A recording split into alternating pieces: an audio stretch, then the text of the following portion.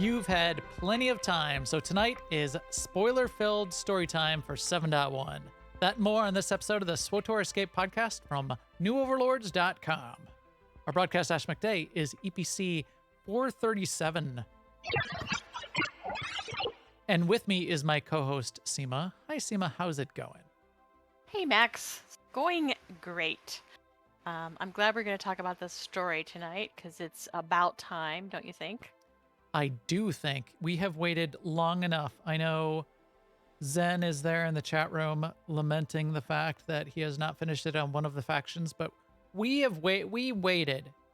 So now it's time. We're going to lay it all out, lay out our cards, talk about it in detail, speculation, where we think it's going, all of that. So I'm excited. Zen has clearly not gotten to that point in life where spoilers don't really matter, because by the time you get around to playing through it, you won't remember any of the spoilers anyway. True. There is also that. Because I still haven't done on the Republic side, so I watched the Republic side on YouTube, and it is a lot of effort to get each additional character to the point where you even could do it. So I do not fault anyone for only having done it on one side. So yeah, I do fault myself, because if I would have been doing it a little bit all along, I'd be done now. But that's life. Well, that's true of so many things. Spoiler, it's pretty much the same on both sides. Yes, we will talk about right. that. Yeah, we will. But I just want to say about my activities in game this week. I actually pretty much 95% missed MFN again this week. That's 2 weeks in a row for me, which is abnormal. Like I rarely miss MFN, and I rarely miss our ops nights, just because they're well scheduled for me. But yes, so yeah, I hear there was an Eyeless killed and the Lurker too, right? You've made 400 other MFNs, so we'll cut you some slack. Yes, right. At least. But yeah, so that sounded like a fun night, and we just got finished with our ops night for the week, and we went and did. It took us a while to get the team together because we were missing one of our healers. Sten had a conflict come up, and but we went and did heroic Eternity Vault, the first boss there, which has stopped us before. So it was progress to get that guy down. Mm-hmm. That was a little bit of a DPS check for us in the past, and then now we killed him. In the past, and also I remember way back in the past, the first time we started doing it on heroic, that boss was a like back in DPS 2015. Check yeah. So that's appropriate. I mean, I know there's been a lot of talk about the tuning on R4 and is it appropriately tuned for story mode and all that stuff, but I feel like this was appropriate, that we had to try a couple times on this one. And I totally forgot where I was. Oh, and then we went and did some world bosses, which still has the advantage of DRMs and tech fragments, because some of us, including me, like I upgraded all my gear to 330, but I still haven't finished doing my implants to 334. Right. So I was grateful to get a few tech frags. So I have one of them to 334, and then I just have the other one to do. And I did get a Ricotta earpiece. Yes, you did. So I was jealous. I equipped that, and then I put a new enhancement in one of my other pieces, because I was switching from crit to alacrity. I mean, yeah, crit to alacrity on my earpiece. So I took out one of my alacrity enhancements, and yeah, so that's all I had to do to sort of even it out and make sure I wasn't lacking in crit and didn't have way too much alacrity, because I'm just aiming for the 1.4 global cooldown. Right. So I feel good having I have around 2200 alacrity, which is a little bit over the threshold, but I'm fine with that.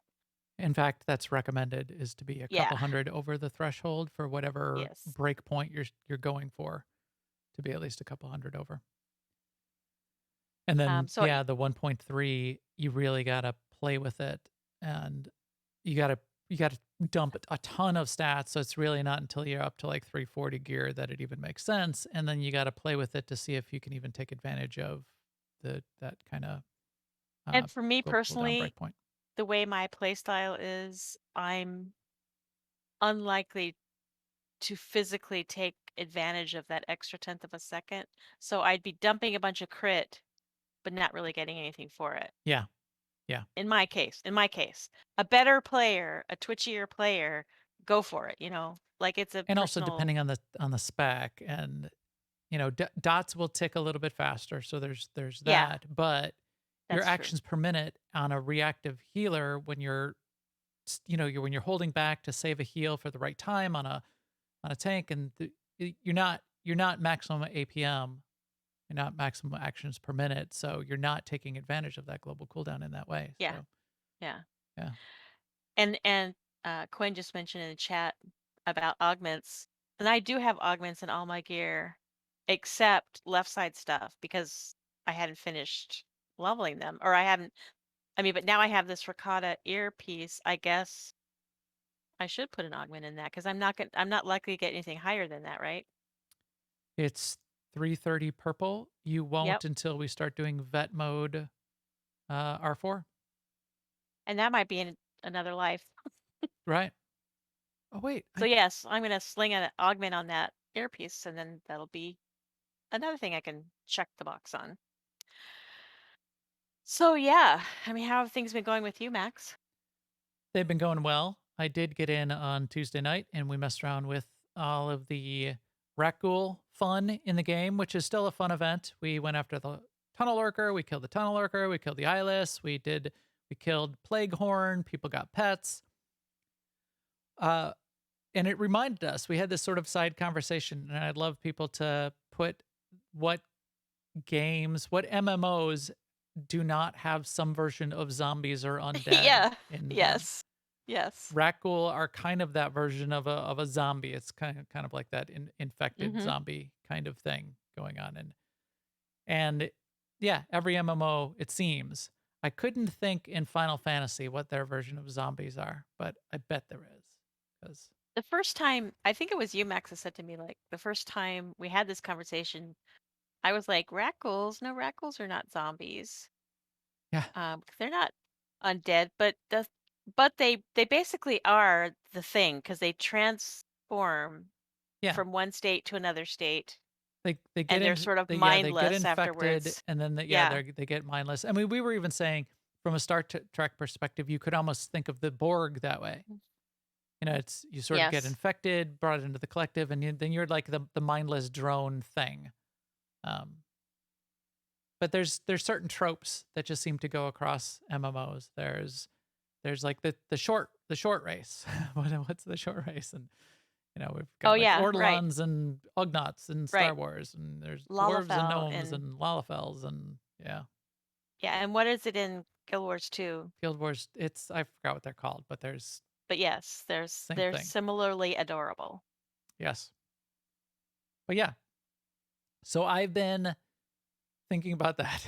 I've also been upgrading my gear. So playing with the zombies, upgrading my gear on multiple characters. Now I'm to the point where I'm getting alts all tricked out. I also got a full 330 tank set. It's just as a set to have on the side in case I need to do any tanking, because what might as well now with the vendor unlocked. I thought I had both of my implants up to 334, but apparently I do not. But that can be remedied easily because I've got 9,600 tech frags and it's complaining at me constantly that I've got too many tech frags and I'm about to hit the limit. I was at the limit tonight, I noticed when I logged in for Conquest Commendations, so I probably lost a couple. So I traded in Conquest Commendations for more tech frags and got me closer to the limit. I've got plenty of all the currencies. I'll upgrade that, finish that off. I still would like to switch out. I need the one more relic upgraded as well. But we've had that conversation before about how I don't want boundless ages. We have had that conversation Have before. we? Have I told you about my undying affection for the Boundless Ages relic? So I need a devastating vengeance, serendipitous assault, or focused retribution. Yes. No, I've got serendipitous assault uh, already at 330. I would prefer a devastating vengeance and a focused retribution, both at 330. I've got neither of those at 330 just yet. You'll get there. It's RNG. I will get there on the 12th of never. So so that's what I've been doing. It's been fun, and yeah, I'll upgrade that last legendary implant and then be spending tech frags on my tanking implants and get those upgraded as well. And I have this was so we are broadcasting live from the casino. I have not. This is my first visit to the casino. But it's not long now. It's only a few weeks left, I think. So I Yeah. better if I'm sure I've got. In fact, I meant to look. What do I have? Let's check this out too. I have lots and lots of currency. Look, all these currencies.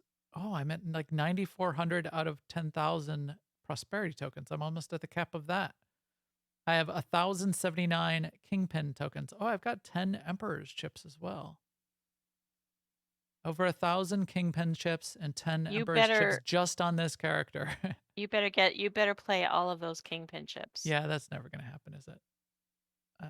That will never. I would never be done, would I? Blatant Becks are almost at the cap. Horizon's almost at the cap. I think one of those mounts that I was just showing off was one of the one of the one of the swoop race bikes that are pretty cool. Anyway, that's what I've been up to. Let's hear about what BioWare's been up to. Now, an Imperial News Network report. A little bit of news this week, not very much. Another couple updates in Bugwatch. They are keeping a close eye on a lot of things that show up there. One of the, and I know this has got to be a point of consternation for BioWare. I know they're going crazy over this because we heard from Chris Schmidt recently that he was going crazy over these kinds of things when he was still here. Something is now seems to be going wrong, at least for a couple people, in the Malgus fight again. It's different than the other one, but this is going to be just as frustrating to have something else now going wrong. I guess for a small number of people, at least, it seems like they're getting into a situation where they get to the end of the Elam flashpoint, the cutscene plays to start the Malgus fight. Something happens, it kicks them out, and they end up back at the end of the last boss. They run through again, they get up to the Malgus fight, happens again, and they can't complete the flashpoint. I don't know how many people it's happening to. It's not a lot of posts in this thread, so hopefully it's a very rare, weird situation. But that is frustrating, I'm sure, and I'm sure it's frustrating for BioWare. So that's rough. Yeah. I mean, it's frustrating for me and I haven't even experienced it, but just thinking about it, I'm like, ugh, Right. that would On drive me both insane. sides. Yeah, it would drive Yeah. me insane Yeah. from a Yeah. player perspective, and it would drive me insane from a developer perspective. Yeah.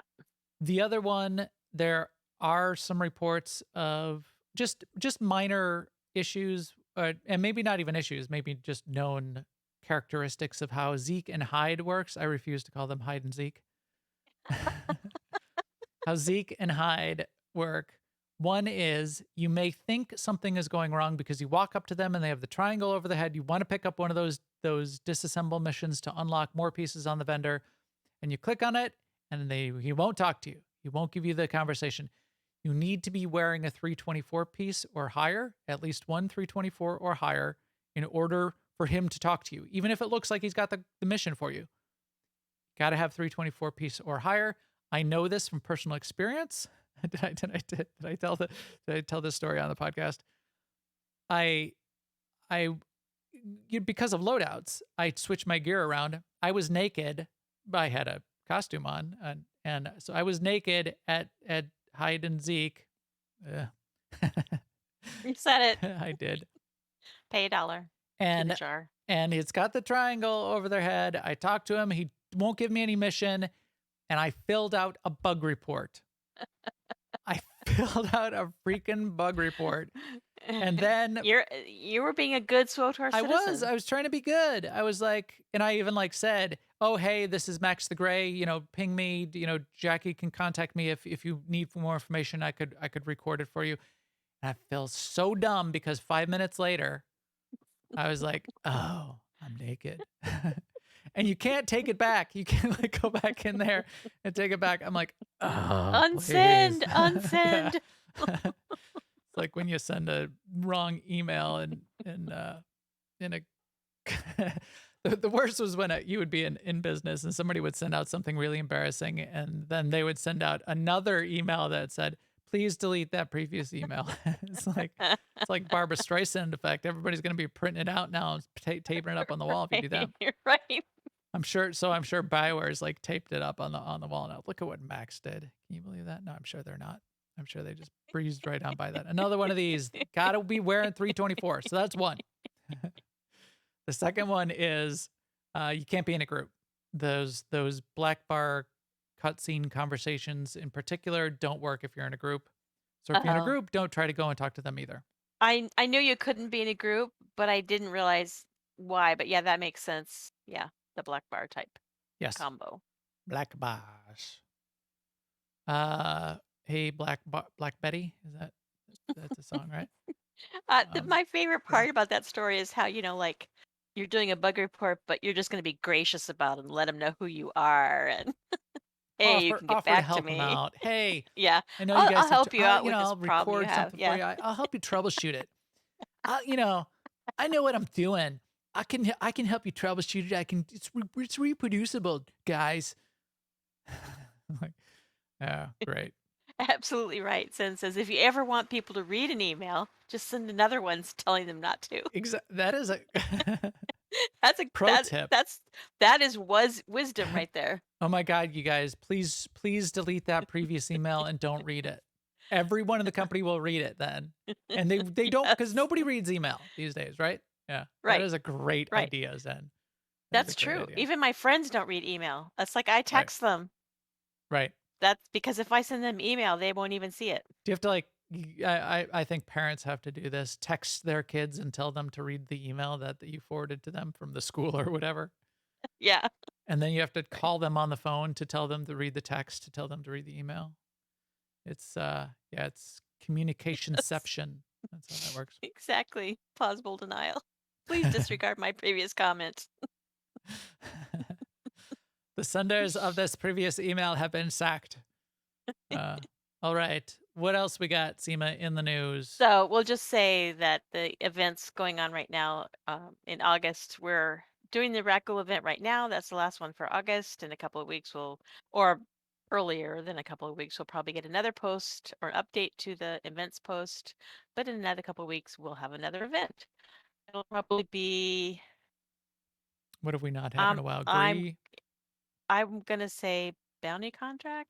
No, I think we had that relatively recently. I think it'll be either Gree or Pirates. Pirates, I bet. Let's say pirates.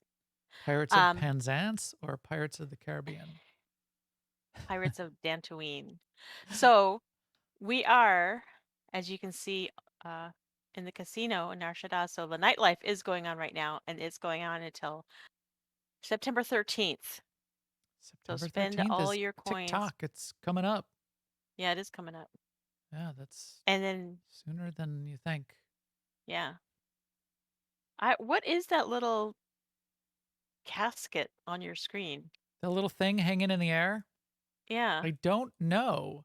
It's only on my screen. No one else can see it, but it's two things. It's the little, it looks like the stock of a gun or something. It's this vertical cylinder with some texture on it and one link of chain.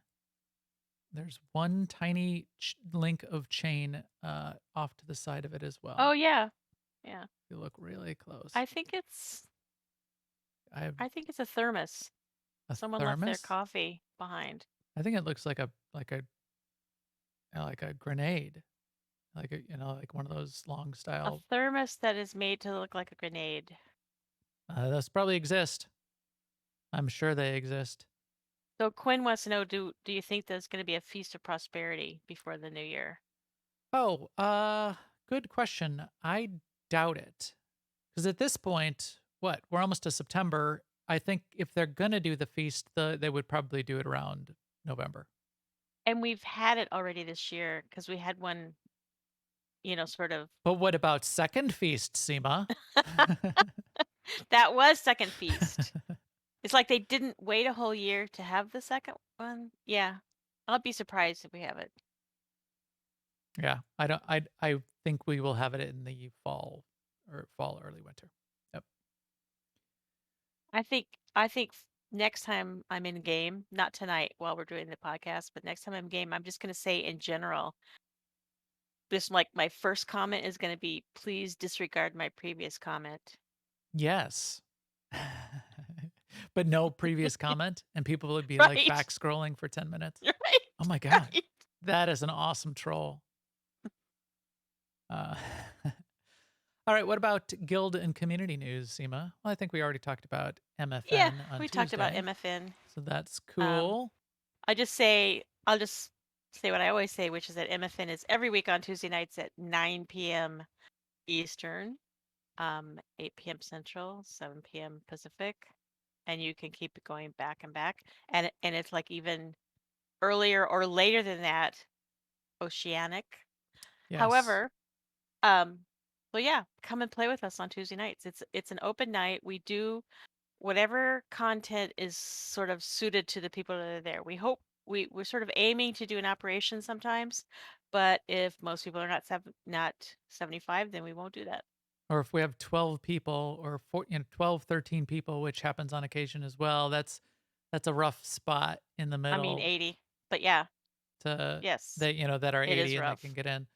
I wish we could bring 12 people into 8-man or something, but oh well. Or bring companions in to fill out a group in 12-man or 16 person, or have flex rating.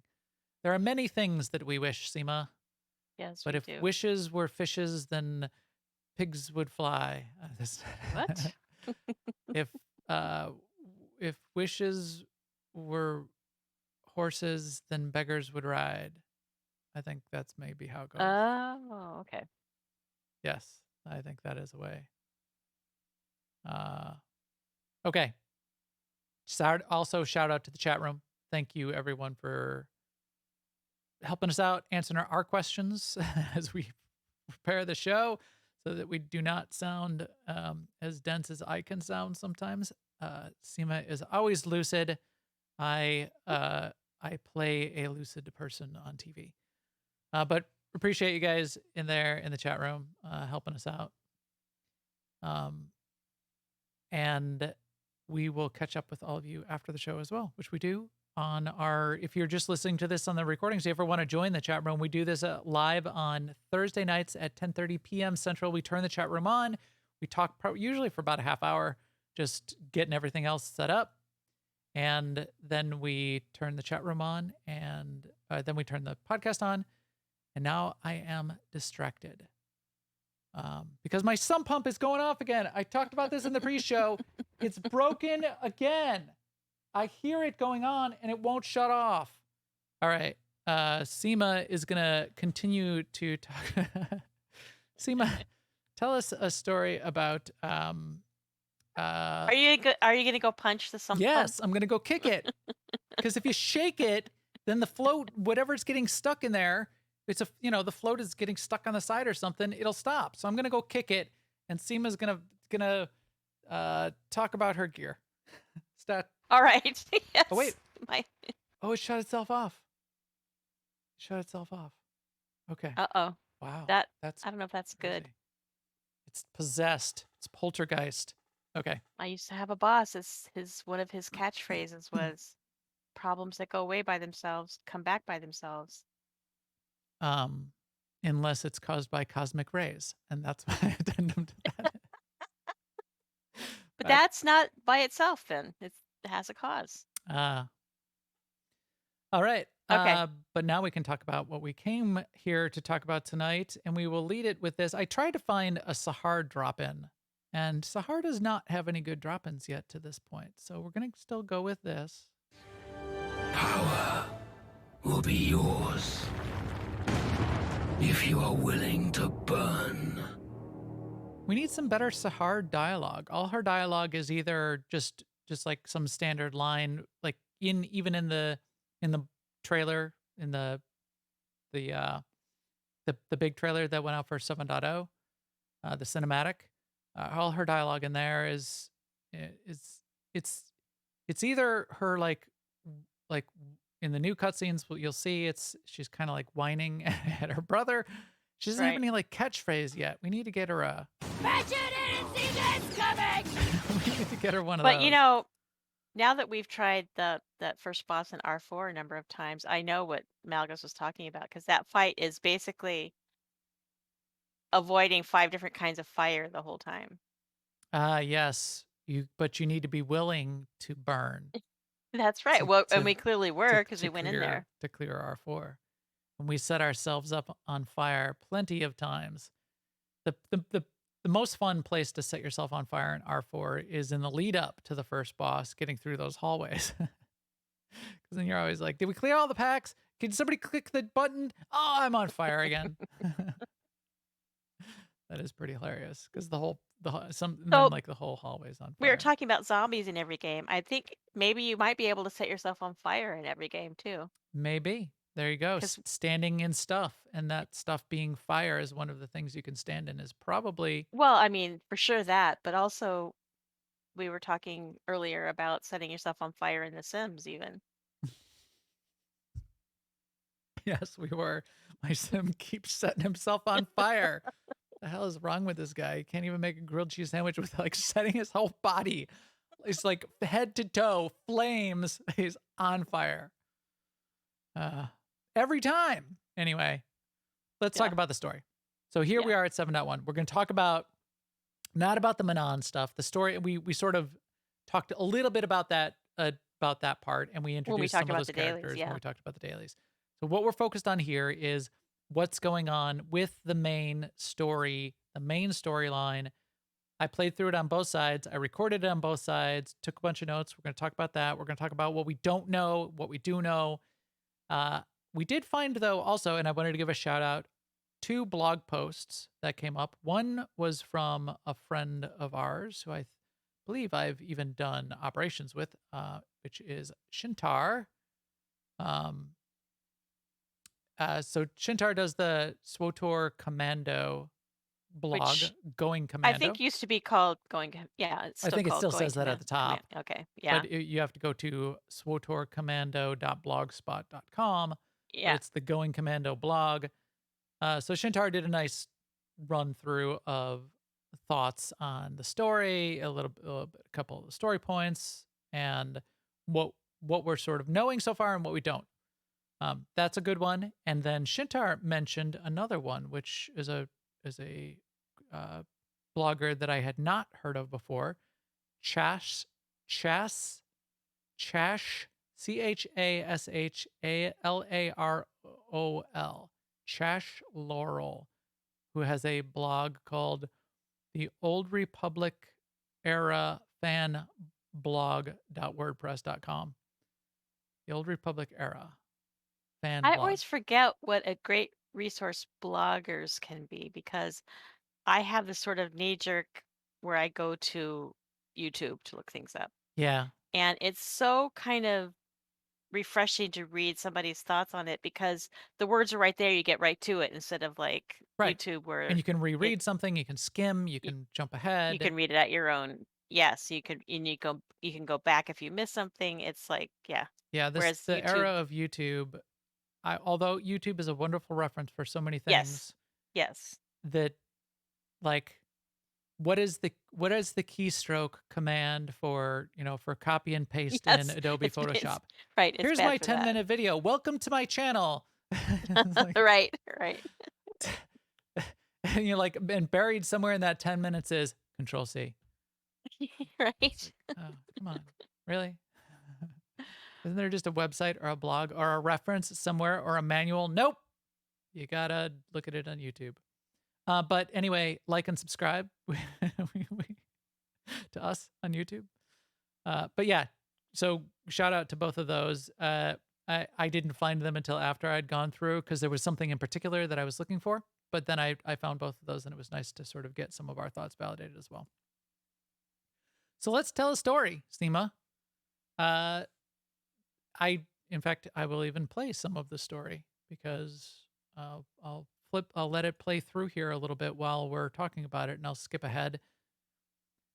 Imperial side and Republic side are about the same. So you said you had done it only on the Imperial side, did you say, Right. or the Republic side? No, Imperial. They're about the same because you're still coming at it from the perspective of the Outlander, the Alliance leader. So it's Sana and Kira who are mostly with you. I think you have an option to maybe not take Sana. I don't know all of the I don't. alternate varieties on this, but I think it's Yeah, both I of those. mean, I don't remember choosing her, and she showed up on mine, so I think she's because she has a particular Kind role of to play pushy. here. She comes along whether you want her Yeah, to or not, if you know what I right, mean. right. And she also has a kind of an attitude of like, if she can't help, then that's your last chance of help because Yeah, she's the one. Yeah, she's yes, she's some kind of like lore master and researcher, and that has always been her role uh in the whole alliance. That's why you sort of recruit her. She's right. this researcher of in ways of the force, and that's what you're dealing with here on Elam. So the point is you're going back to Elam, you bring your team along here, they're going to come help you out, and you're going there to find out what's up after you caught Malgus. 'Cause remember, we left 7.0, we battled our way through Elam.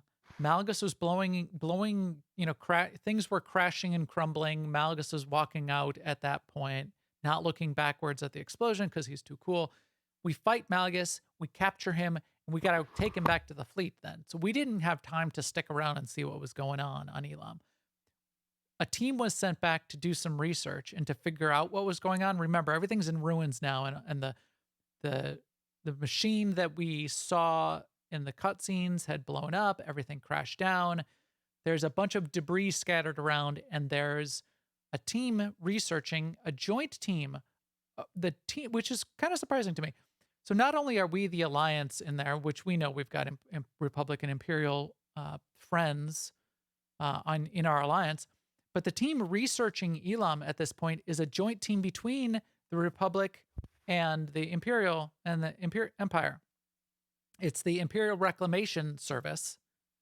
So it's a few, and we'll meet the characters here, and then teamed up with Jedi researchers jointly researching what's going on here.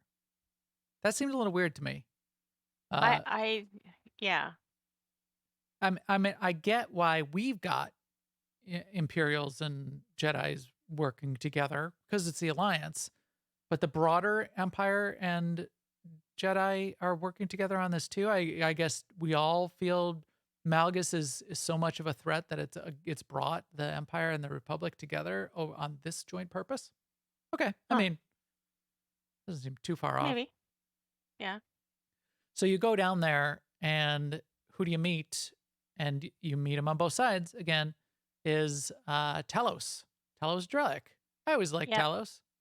Yep. Me Um, too. so I like enthusiasm, and he's definitely enthusiastic. yeah. Um, isn't he the one where he's your companion? He says, "Oh, we survived." He's like Well, he's not. Yeah. both surprised but happy about it. Not Yeah. yeah. Oh, happy day, we lived, kind of thing. Um,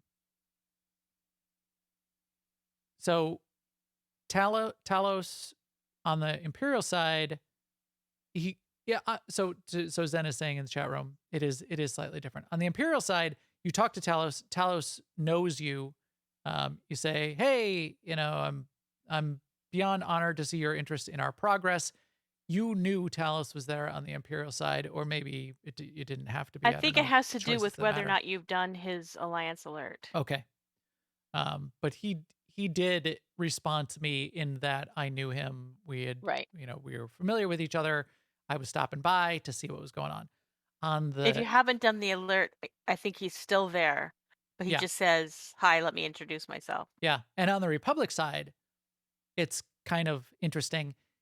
You come up there as a Republic champion of the Republic, and he says, exciting, so exciting to meet you. And he says, oh, it's also very exciting. You wouldn't believe it. I'm working alongside a Jedi. And the Jedi is probably uh, again, all these choices that matter. It's Nos Doral on the Republic side.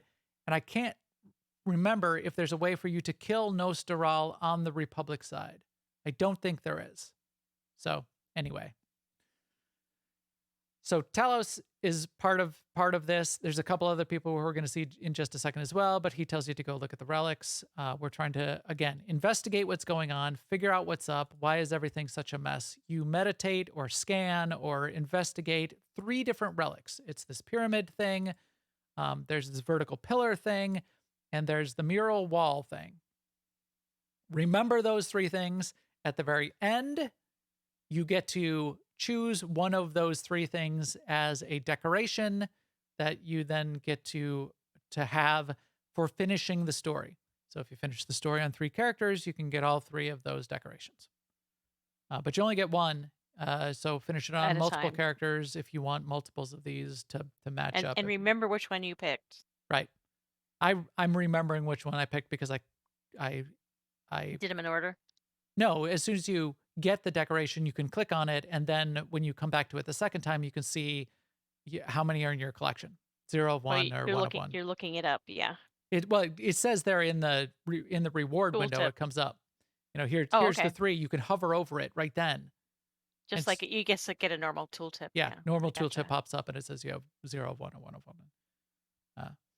So you check out all 3 of these, and you've got a huge team of detailed researchers, but somehow you notice a couple details that they missed. No, it's pretty minor. I wasn't taken out of the story that much. I didn't notice extra details. Grooves and circuits, you notice that they kind of go together, that these things fit together. So when you come over here, I think you mention it when you talk to the next group of people. And this is a different pair of people depending on the Republic or the Imperial side. So here you get to talk to Colonel Barton Gola, who we have met before. We first meet him in the story on Tatooine. He is a captain at that time. And it's the story on Tatooine where there's I think it's like a Rakata overmind is like possessing people's minds out at the Zerka research site in the Dune Sea. Mm-hmm. He's from there. So he was a captain at the time. He comes back and we see him again on Dantooine. So we see him there too. And now he's back here. He's been promoted and he's hanging out here with Darth Rivix, who is his normal charming self with his excellent voice saying, "Welcome. We need to find out what's going on. All of this stuff is really interesting." And this is the point where in both stories, Kira, who's kind of been freaking out as we've been getting back to Elam, she's sensing weird stuff going on.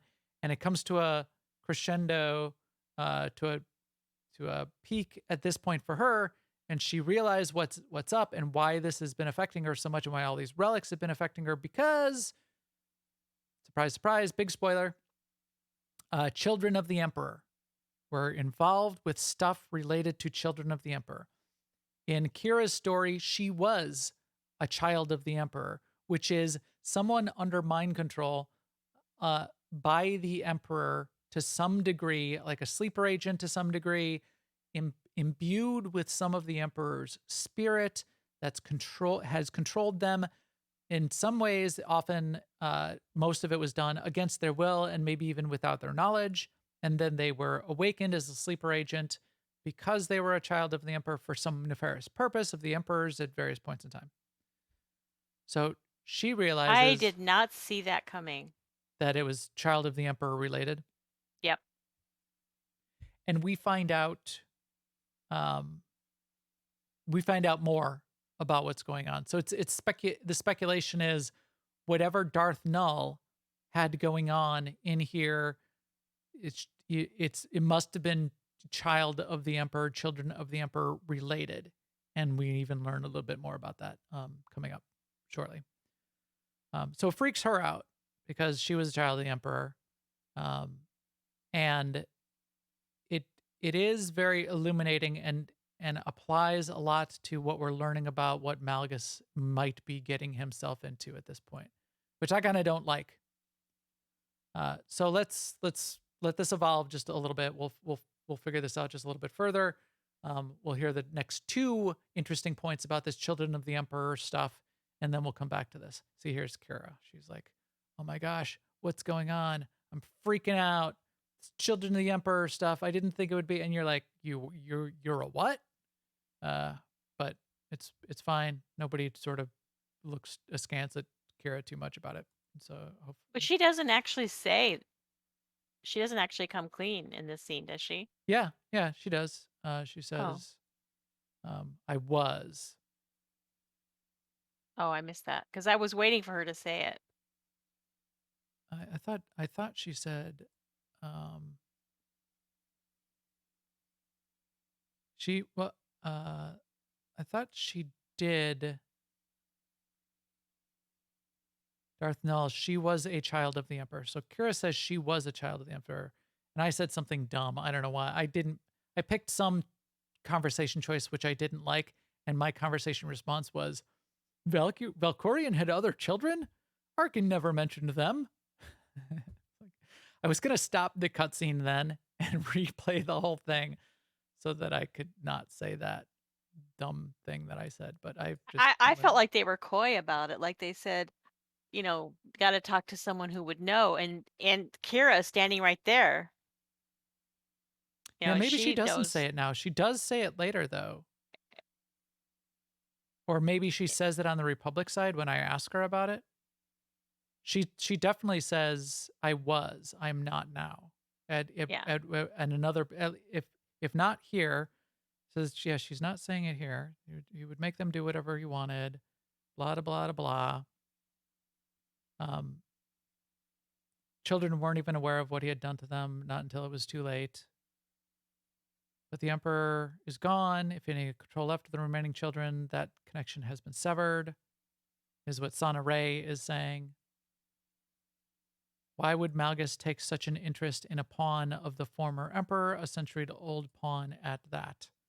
Well, we're going to sort of find out why as far as that goes as well.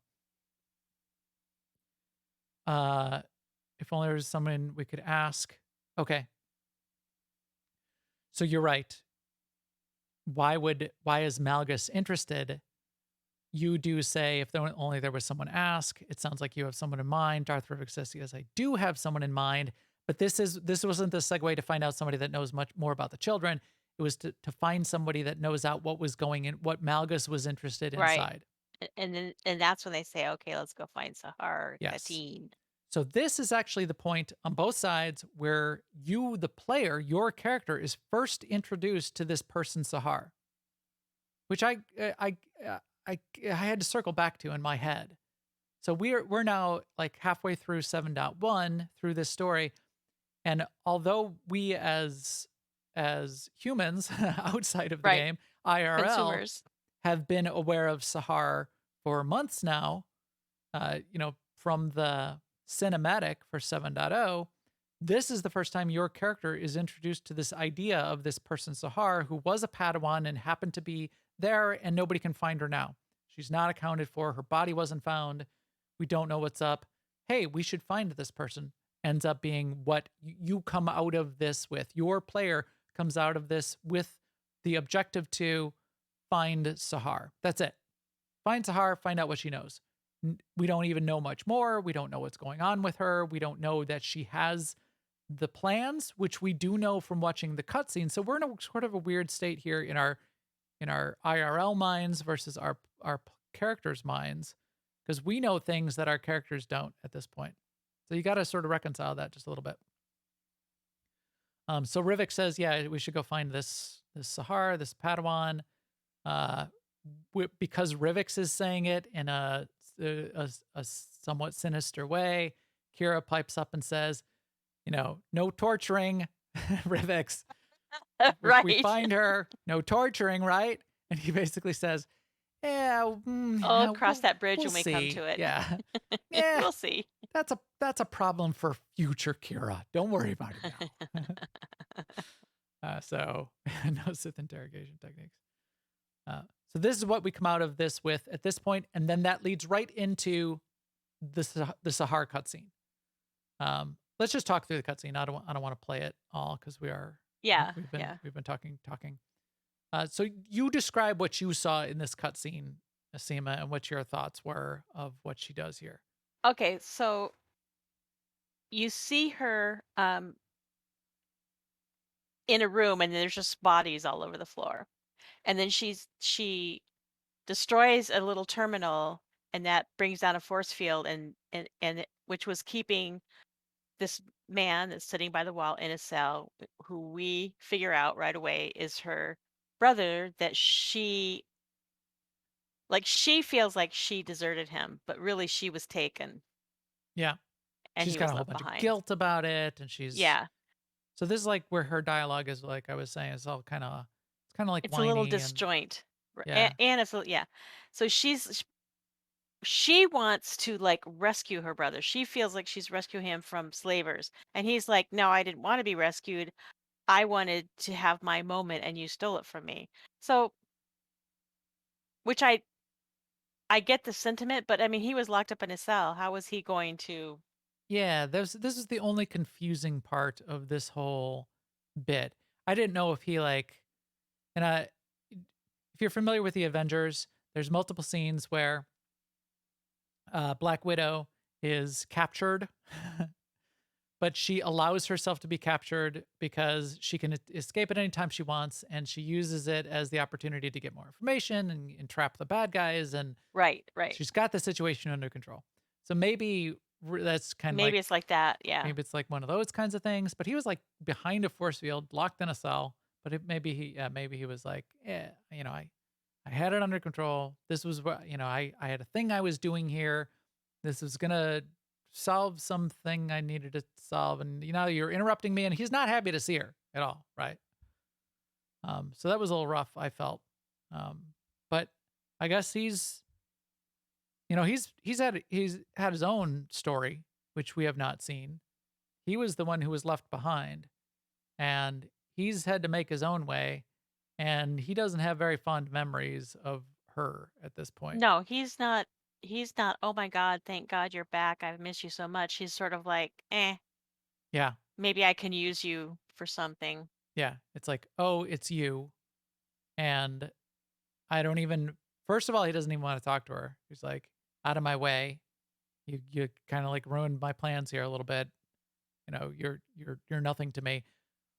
And then by the end of this first scene, as you say, Seema, he says, "All right, fine. Maybe there's some way I can make use of you, and maybe there's someone I know who can make use of you. If you're really that I mean, interested in making it up to me." I kind of get it. Like she, she's like coming and saying, "Oh, here I am. I'm rescuing you," when she could have done it last year or the year before or 3 years ago. Right? And Although, the fact that she's doing it now, it's makes it seem like it's really for herself, that she's looking, because she's guilty and she's looking for um some relief from that guilt, as kind of, opposed to, well, no, I'm saying from his yeah, point of view, I can yeah, see him from his seeing point it of that view, way, right? Yeah, because at some point she was too young to come and try and save him, right, right. but that point has passed because she was out Yes, doing Jedi adventures. yes. There is I did go back and look at the Deceived. No, it wasn't Deceived. It whatever. What was I forgot what they named the trailer, the cinematic for 7.0. But if you watch that cinematic again, the kind of the thing that Malgus is using to sow doubt in Sahar's mind and to get her to his side is, if you give me the plans and join with me, we can find your brother. Well, apparently Sahar didn't need Malgus to go find her brother. She just went and found him. So I mean, Right. that seemed a little anticlimactic, Well, okay, but disordered. I don't know if we want to tell it this way, but like one of the things that Malgus says when we do talk to him is, it's the stuff is already set in motion. Hmm. And I think there's something that passed between her and maybe the fact that she ended up with the holocron. Maybe that was him making sure she knew how to find her brother.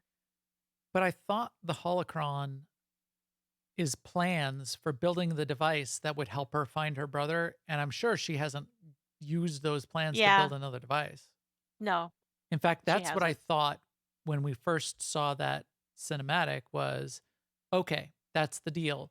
She is going to join with Malgus. They are going to use this thing because she wants to create the device because she needs to find her brother, but apparently not. So what does she care about the holocron now and what the plans? Why doesn't she just, in order to honor her master, because now she's found her brother, destroy it? Because she's also feels guilt for what's his name um, getting KO'd by Malgus. Denelm or her master. But anyway, we haven't seen the holocron. We haven't heard about the plans. That's not part of 7.1 at this point anyway. So we'll see. So yeah, so he's snotty to her. She's still obviously guilt ridden and feeling bad. And she says, I want, I need you. You're all I've got. And he says, well, I don't need you, but I do Need know more someone who can use you. right. Like she's basically shows up saying, I'm here because I need you. Yes. Me. From his point of view. His Yeah. last line was, follow me, keep up and keep quiet, or you're finished. What is he going to kill his sister? That was a little ominous. But anyway, Yeah, I don't know why I he took would that. she would be finished. He would just say, The like, only way that makes get sense up to on me out is of here. if he means like we're finished. Like Yeah. Right. if you want to be brother and sister Or you're again, finished there's a talking small to chance. you're finished in my Yeah. life. Yeah. Okay. Yeah. Okay. So anyway, this is also the point where Rivix said the other place you could potentially get information is to maybe go talk to Malgus, see what you can get out of him. So on both sides, after you leave Elam, you go talk to Malgus. A couple of your alliance, like Lana, will be there, and someone else will be there. Maybe it's Theron. Maybe it's not, because Theron can be dead for some of you and not for others. But Lana and somebody will be there to support you. You'll yell across the gap and say, Malgus, just talk to me, bro. And he won't. And then you'll tell them to leave the room. We caught a little bit of this cutscene in the dev stream that happened. And they were all excited about this. And it is a fine scene. We don't learn all that much, but we do tell our pals to leave the room. And then we go solo. We're going to have a one-on-one interrogation with Malgus. There's one little bit here, which I wanted to show in this video. Just graphically, I really liked. I don't know why this gets me so much. It's just a little thing. It's one of those light bridges that goes across, right? So you tell them to leave, you activate the light bridge, it goes across, and when it activates, the light bridge extends across. You can watch it extend across, and when it hits the other end where it's like docking into the other side, a little bit of sparks fly off. I know. I thought that was awesome. That stuck out for me too. Yeah, I don't know why. Great. That just like caught my eye. Every time I see this, it like extends and then boom, it extends across. Now you'll see it here. And the little sparks fly. And there's a little sound when it pops. Those light bridges always freaked me out. Right. You even have a scene, I forgot, I think it's in Knights of the Fallen Empire, where an army is walking across one of the light bridges and you deactivate it when they're halfway across. And all the robots and droids and stuff fall in the Oh, fall in that's the chasm. on McCab. Oh, McCab. There we go. That's what I always feel like is going to happen when I'm walking across one of these light bridges. Anyway, you walk across the light bridge and you go talk to Malgus. You taunt him a second time. And it's not until you turn to walk away that he gives you a little, you get him monologuing. It is not, there we go. In fact, maybe we'll turn on the volume for this. The volume's kind of low. You might not be able to hear it. I don't turn up my game sound too much. Let's see. The Emperor. So you turn to go, and he finally talks. You are hopeless. What did you say? You're a fool. A witless, miserable wretch. And your desperate flailing against the inevitable is pathetic. You failed to see what was right before your eyes. Darth Nul was no child of the Emperor. She was the first. The mother of them all.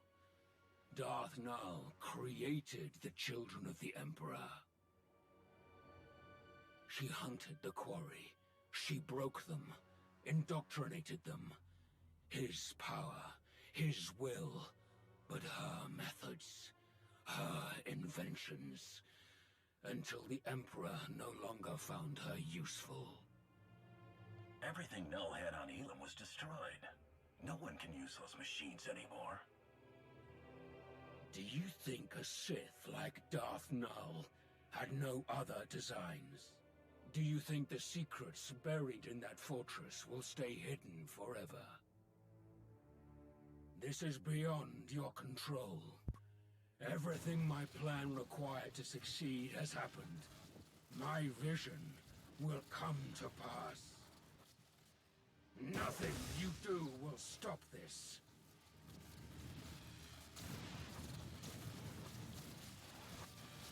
Isn't that what you thought the last time you tried this? How did that work out? You failed, Malgus. Whatever it is you started, I'm ending it.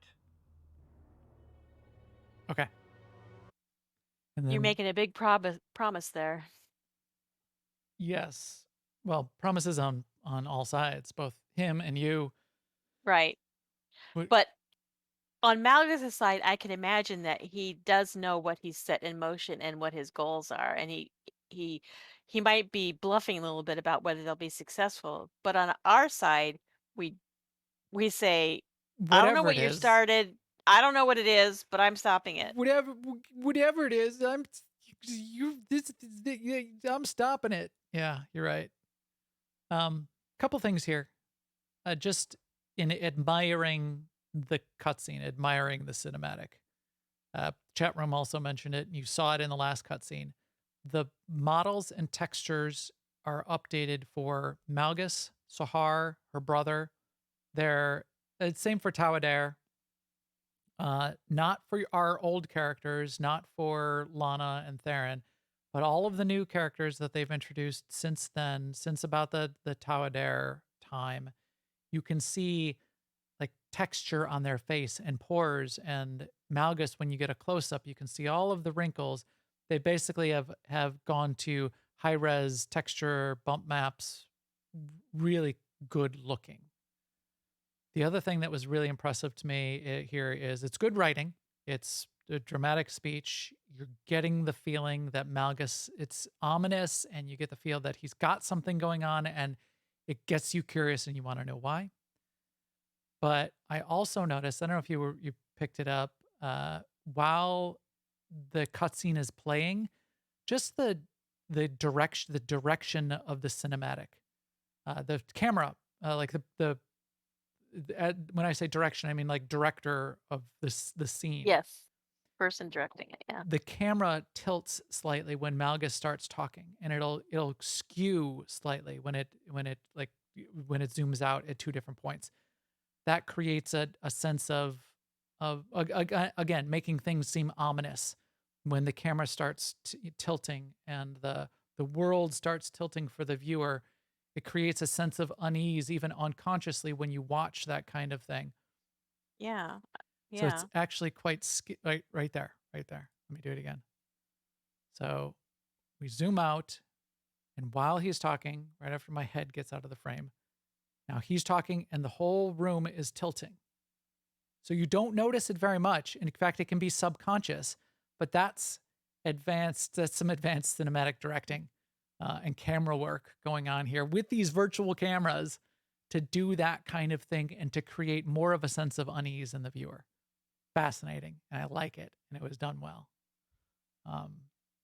In fact, we should talk to a cinematic director at some point, shouldn't we, That Seema? would be awesome. That would be awesome. Yep. My favorite line of all of 7.1 is when he says, "His will, his power, her methods, her machines." Yes. Yes.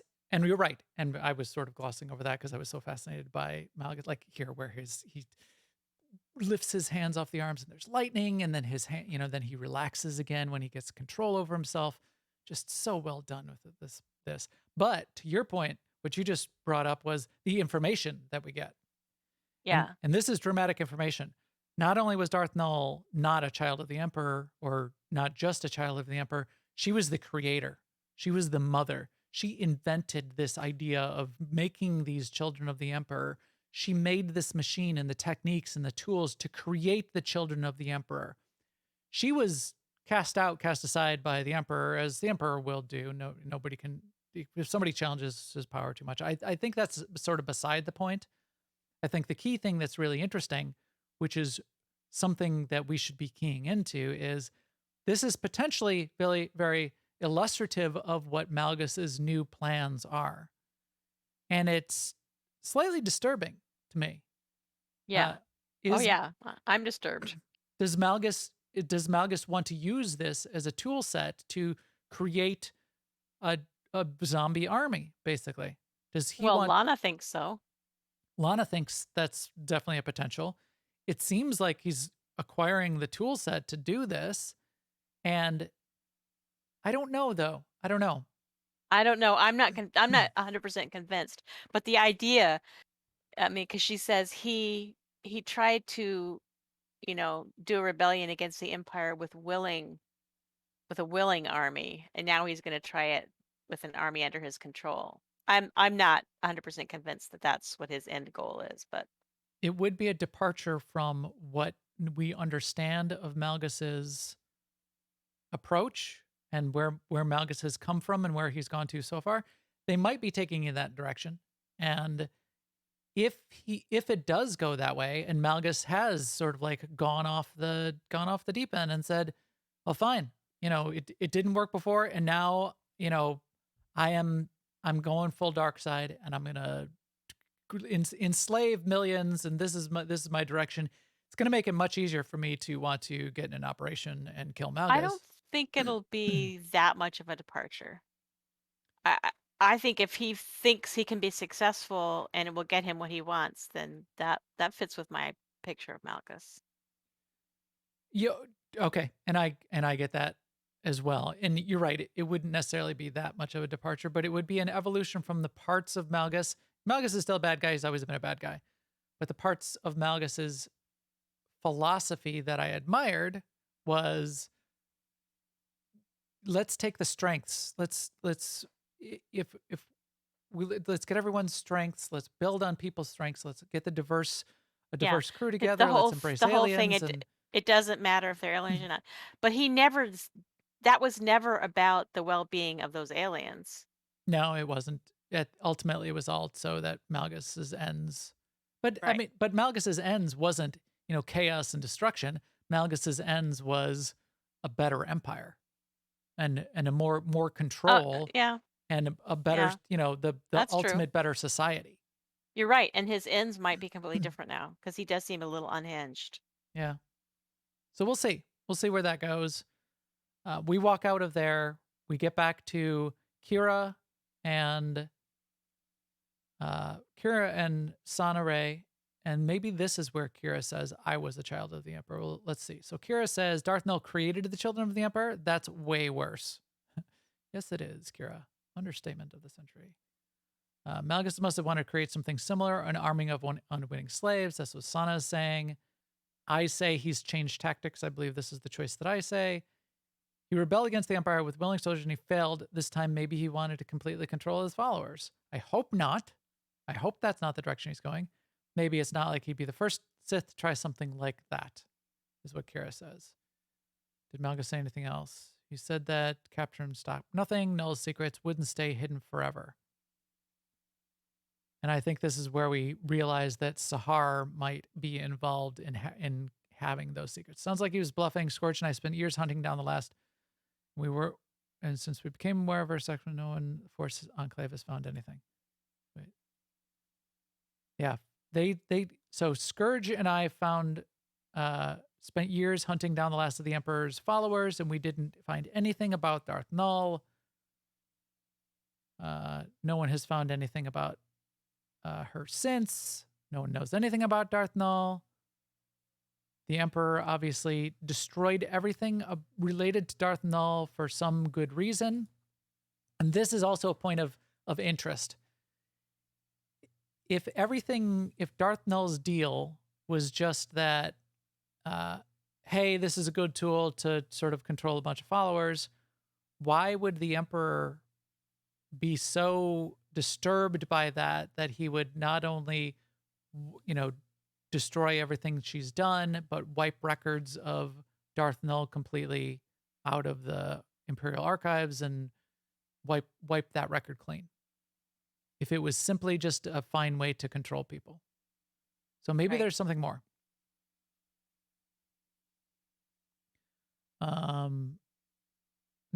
So this is where Lana says, oh, this is where they say, hey, we did find one other thing in the ruins.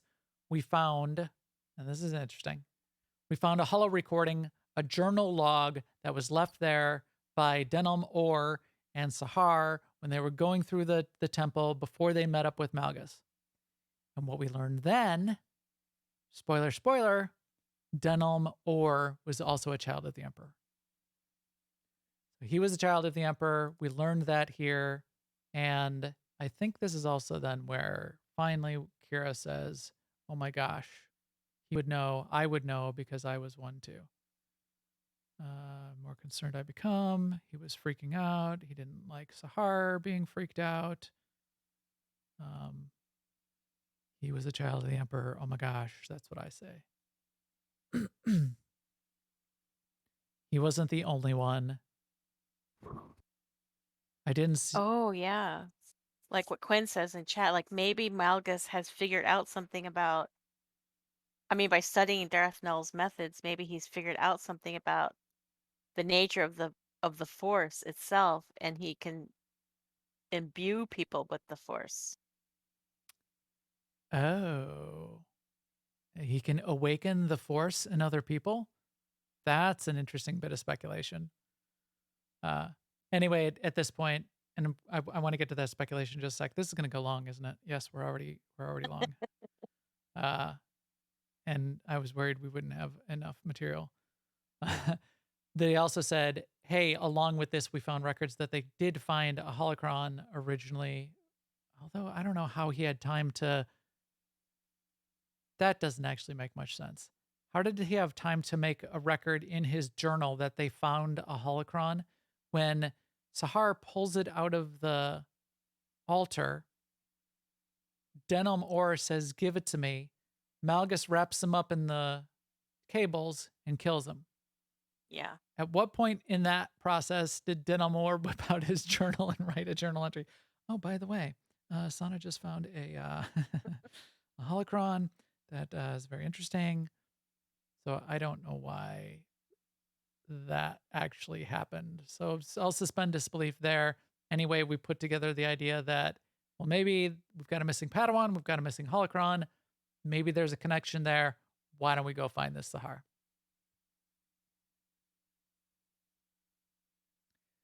Arkin also calls right now. Arkin holo calls in at the end of the scene afterwards as well and says, hey, remember that mysterious place you sent me to? I'm having some trouble here. I could use some help. And you have the option to send Sonoray to go help him out. I don't know what happens if you don't send Sonoray, but I sent Sonoray. I said, yeah, that'd be cool. Go help Arkin. We still don't know where Arkin's at. We don't know where Arkin's at this point, and we don't know where Scourge is at this point. Right. So there's a couple bits of mystery. That was a little disturbing to me. There's a lot we don't know. That's why it was kind of a out on a limb to say, I'm going to stop you. I don't know where. Right. I don't know this, and I don't know that. I don't know this other thing. Yeah. Oh, here's chat room. Tarquin, crackpot theories that the mystery planet Arkin is on is Exegol. I wouldn't bet on that. I don't think they would go that far to pull in the episode 9 so fast. I would bet they would steer away from that. Anyway, the one other thing that happens at the end of this content is they tell you to go. Basically, you get out of the cutscene and the quest prompt says, "Boy, you're really stressed. Go take a walk." So you go back to your compound on Odessen. You go to where the starship is parked outside, which is a nice little place to walk. It's a little bit of disconnect for me because I have Shay Vizsla as my companion. So she's like walking around with me the whole time through here. And Yeah. then I get out on the bridge out here and she hollow calls me and I say, "Hey, haven't talked to you in a while."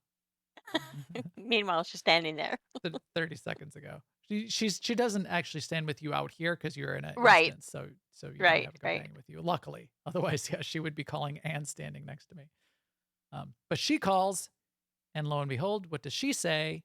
She says, "Oh my gosh, I've found who I was looking for. You know who I was looking for. I was looking for Hedda Cole. She's on this planet of Runuk, Ruhnuk. Who knows? Maybe that's where Arkin is. Maybe that's where Scourge went. We don't know if things are going to come to a head there." But she said, "I tracked her down. Cool. And she's collected more people to her side. Bunch more of those whatever she calls them, weasel faced vermin. And we gotta go get her. We gotta go confront her." So now we've brought in this planet of Ruhnuk. Hedda Cole cuts to a final cutscene of this content. And what do we see? We see Rickon and Sahar walking through a bunch of Mandalorians. They get to the front, and apparently this person that Rickon thought that Sahar could be of use to is Hedda Cole. So this ties in all that stuff that was going on with the Mandalorians and Spirit of Vengeance and Hedda Cole and the Rebellion, ties it directly into Sahar and Sahar's story, and potentially directly into Malgus and Malgus's story at this point. I don't know. I don't know if Malgus foresaw this or this was part of his plan. It doesn't seem like it would have been, but, or maybe it was. Maybe he knew where her brother is and he sent her on this path to go meet up with her brother so she would meet up with Hedda Cole and could help Hedda Cole with whatever's going to come next, which may include breaking Malgus out of prison. I don't know.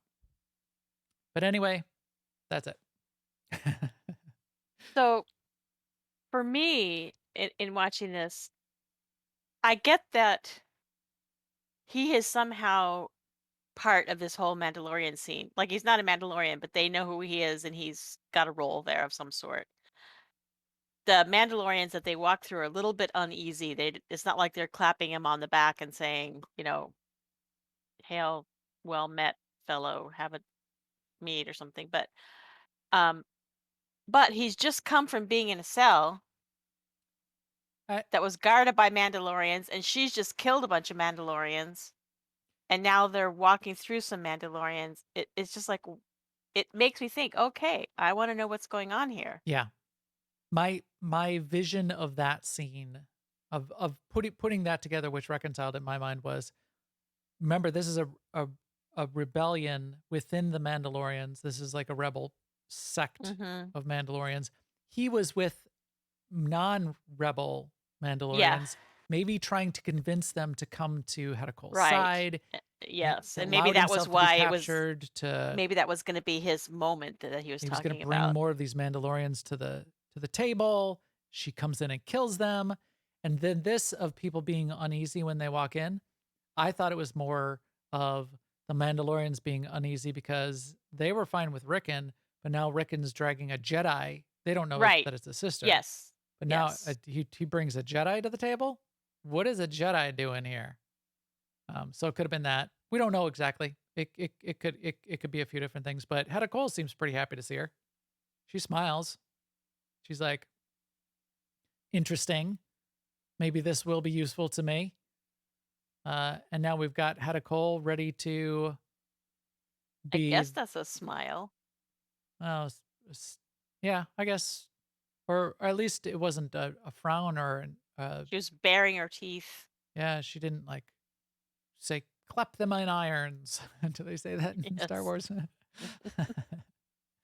So yeah, She looks kind of smug at the end there. yeah, Yeah. she looks kind of smug, like this is getting good kind of thing is what I Right. read that expression as.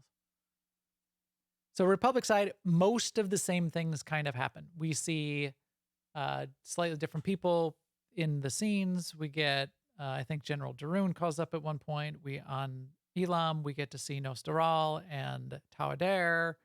But the cutscenes with Sahar are exactly the same. The conversation with Malgus is about exactly the same. The resolution is pretty much the same. What you do on Elam when you inspect the relics is about the same. So, and Kira and Sana and Arkin and those elements would potentially be the same. Not a lot of differences there. Uh, Putting it all together, I think, as we've said, I think we've learned some more information. Now we know that Darth Null was the inventor of the Children of the Emperor. Malgus has some plans associated with either that directly or something indirectly associated with it. Maybe the further purpose or the true purpose of the machine and the techniques and everything that Darth Null discovered. But lots and lots of mysteries, lots and lots of unknowns. So we see Sahar connect up with Hedda Cole. We don't know exactly what she's going to do there. We don't know what Sahar has done with the holocron that has these plans in it. We don't know. We have no idea where Scourge is. He went off on his own.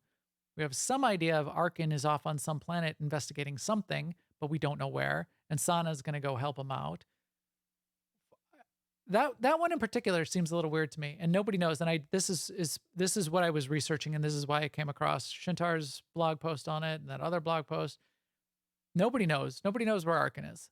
How do we not know? Our character. This is a weird point because us as the player know more than our character knows right now because we saw the things in the cutscenes that our character's not seen. Our character has no idea that Sahara has connected up with Hedda Cole. But our character knows something that we don't know, which is where Arkin is and what the heck Arkin is doing and what planet he's on. So, couple disconnects in a couple directions there. Definitely a bunch of interesting things that we're going to need to discover. And a couple leads that are bringing the story forward. So they did a good job with that. I'm pleased with the fact that the story is progressing. And I guess it's fine. I guess it's really fine to have some puzzles, to have some unknowns that keep you wanting more of what's coming next. What is your assessment of that, Seema? I I didn't think about it that way. I just assumed that Arkin found something or a signal or something, and he said, "I want to go check this out. Is that okay with you?" And we said, "Fine. Let us know what you find." And he didn't really say, "And I want to go to this place, and it's going to be right here, and here are my coordinates. I'll text them to you." And So I don't. maybe the place I, isn't important or wasn't important at the time, and maybe our character does know, but it's trivial. It's there's a million planets in the galaxy. Who cares? At this point in the narrative, maybe. I mean, we'll care if we want to go save him. Yeah, well, and we're sending Sana to go help him out. Well, I sent Sana to go help him out. You probably said, "Stuff it, Arkin." So I don't know as far as that goes, but yeah, little bits of mysteries across the spectrum, which yeah is good. I don't think I had Arkan in mind. I think Sana just said there's a party and they You had the can't get in. choice, yes, and this was a choice. You had a choice to either send Arkin and let him go investigate this, or send a team, a quote Oh, unquote team. I must have sent the team. I'm I like Arkin. He's on my side. I liked his I like him. redemption arc, so I I like sent him. him. I was like, if Yeah. you think you want to do it, if this is Yep. something you want to go do, whereas Zima said, no, forget it. I don't trust you. And then she made him go sit in the corner, and he cried himself to sleep on his huge pillow. But he only sleeps on his right side because the left side is scarred on his huge pillow when he cries. Anyway, All right. that's where we're at. Interesting breakdown of the story. It was fun to go through both sides and sort of look at it critically in that way. I'm interested in 7.2. I want to hear what comes next. And if it served that purpose, that I feel like the story has been moved along, but I want to know what happens next. It seems like that's what it was supposed to do, and I'm good with that. Like I said earlier, I did not see it coming that the children of the Emperor were going to be involved, or the concept was going to be. Seasons coming! Yeah. Okay. Yeah, I get it. I didn't see it coming.